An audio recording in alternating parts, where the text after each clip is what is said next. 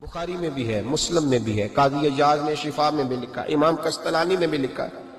حضرت انس بن مالک رضی اللہ تعالیٰ عنہ فرماتے ہیں بڑی اہم میٹنگ جاری تھی، اہم میٹنگ۔ ایک پگلی بی بی آ گئی، دیوانی، پاگل، آ کے حضور کے سامنے کھڑی ہو گئی، میٹنگ جاری تھی۔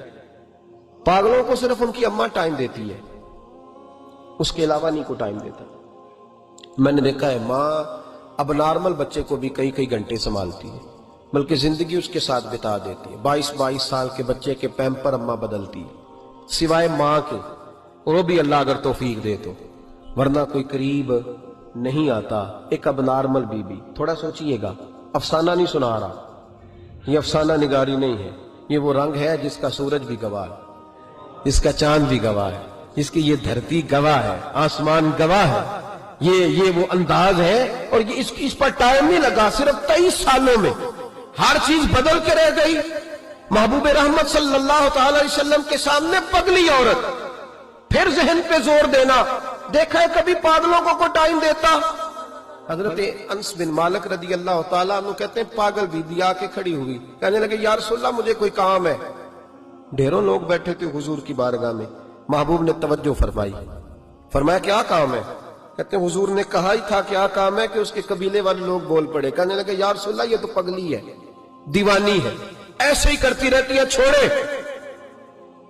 کوئی ایسے غیر جو ہے وہ لفظ بھی نہیں تھے غیر محفوظ، حضور ایسے ہی کرتی رہتی ہے، دیوانی ہے۔ لیکن جناب انس بن مالک کہتے ہیں حضور علیہ السلام کو یہ لفظ اتنے برے لگے کہ میں نے چہرے پر آثار غضب دیکھے۔ محبوب کریم فرمانے لگے خاموش ہو جاؤ، تم سے بات کر رہی ہے کہ مجھ سے کر رہی ہے؟ تم میں سے کسی کو اس نے آواز دی؟ میرے پاس آئی ہے، لے کے پہلو میں غم امت نادار آئے، اور امتی کہتے ہوئے سرکار آئے۔ فرش والوں کے مقدر کا ستارہ چمکا، شور اٹھا کے غریبوں کے طرفدار آئے۔ نبی کریم علیہ السلام نے فرمایا تم سے بات کر رہی ہے کہ میرے ساتھ کر رہی ہے؟ یا رسول اللہ بات تو آپ کے ساتھ، میں چپ کرو، پھر جواب میں دوں گا۔ محبوب علیہ السلام اٹھ کے کھڑے ہوئے، فرمایا کیا بات ہے، کرو، پگلی ہے، زمانہ کہتا ہے پاگل ہے، کیا بات ہے؟ کہنے لگے حضور یہاں نہیں کرنی، میں نے اکیلے میں کرنی۔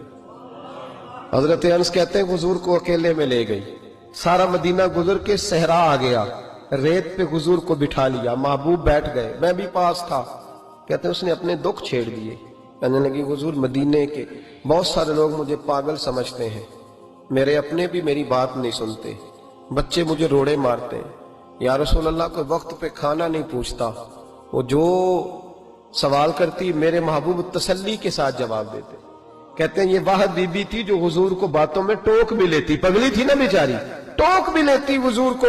کہتے ہیں حضور اس کو کہتے کوئی بات نہیں، کھانا جب بھی کھانا ہوا میرے پاس آ جانا، میں گھر والوں کو سمجھا دوں گا، اصل میں نادان ہے، انہیں بات کی سمجھ۔ کہتے ہیں دیر تک حضرت انس بن مالک کہتے ہیں میری بھی سوچ پرواز کر رہی تھی، میں کبھی کہیں جاتا کبھی کہیں جاتا، ایسا کوئی محبوب کہیں ہوگا نہ کہیں ہے، بیٹھا ہے چٹائی پہ مگر عرش نشی ہے۔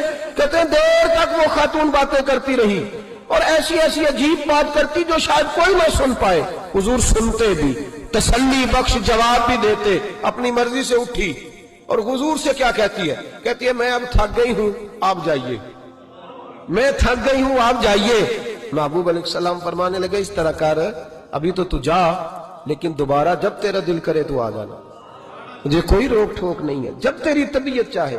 بھائی یہ وہ انقلاب ہے جو رسول رحمت سید عالم صلی اللہ علیہ وسلم کا برپا کردہ ہے۔ حضور نے آنے والے کی نفسیات پہ ہاتھ رکھا، آنے والے کی نفسیات کو سمجھا، حضور نے لوگوں کو دوائی ان کے مرض کے مطابق دی، اس لیے کہ دنیا کے امراض کو جتنا رحمت للعالمین نبی جانتے اتنا کوئی جان نہیں سکتا۔ حضور نے کبھی بشیر بن کے کسی کو دوائی دی تو کبھی نذیر بن